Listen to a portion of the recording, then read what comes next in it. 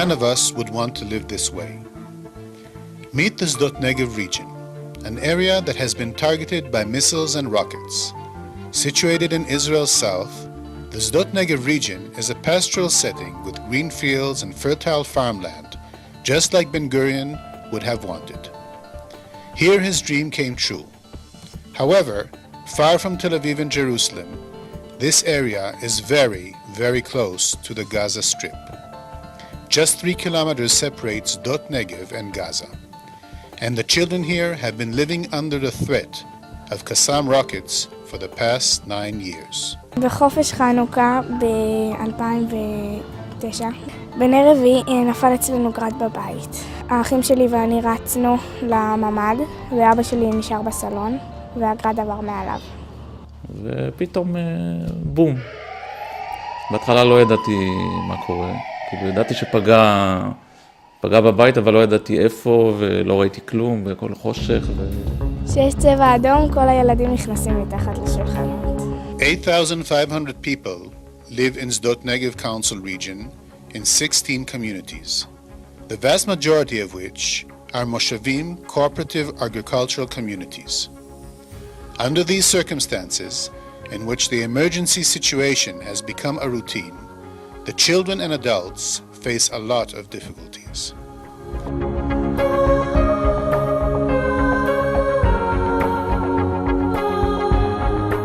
But the Zionist spirit of these 21st century children has not been broken.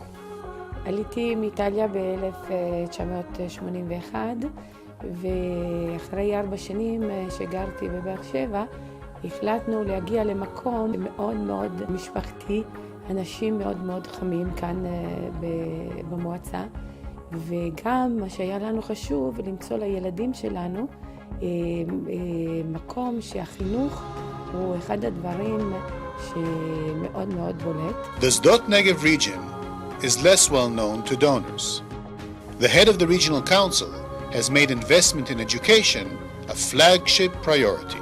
אנחנו כמועצה החלטנו לשים את החינוך בראש סולם העדיפויות. ואנחנו משקיעים את מרב התקציב בחינוך. מעל 50% מתקציב המועצה מופנה ישירות לחינוך, שזה נדיר מאוד באזורים פריפריאליים. זה לא שאנחנו רשות עשירה, אלא הכל זה עניין של סדרי העדיפויות. אנחנו יודעים שכדי למשוך לפה, לפריפריה, וכדי להשאיר את הילדים שלנו כאן, הדבר הראשון שהם מחפשים זה חינוך טוב. גם חינוך לערכים וגם חינוך למצוינות. וההשקעה שלנו היא לא בכיכרות, היא לא בכבישים, היא גם שם, אבל היא בעיקר בחינוך. Despite the tough security situation, over the past decade, the regional council has doubled the population of the area, which means there is a major need for modern quality infrastructure. Keren HaYesod has a long history of fruitful ongoing cooperation with Sdot Negev in previous projects that are still serving the children of the area on a daily basis. The playgrounds, the daycare centers, and especially the Seligman Therapeutic Center for Sdot Negev's young children.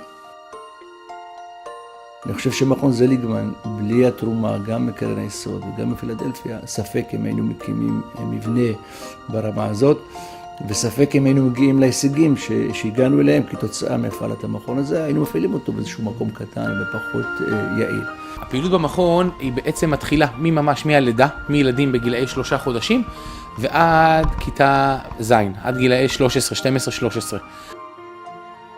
The activities at the center are going stronger and stronger here day after day, creating the need for an additional center for children between 12 and 18.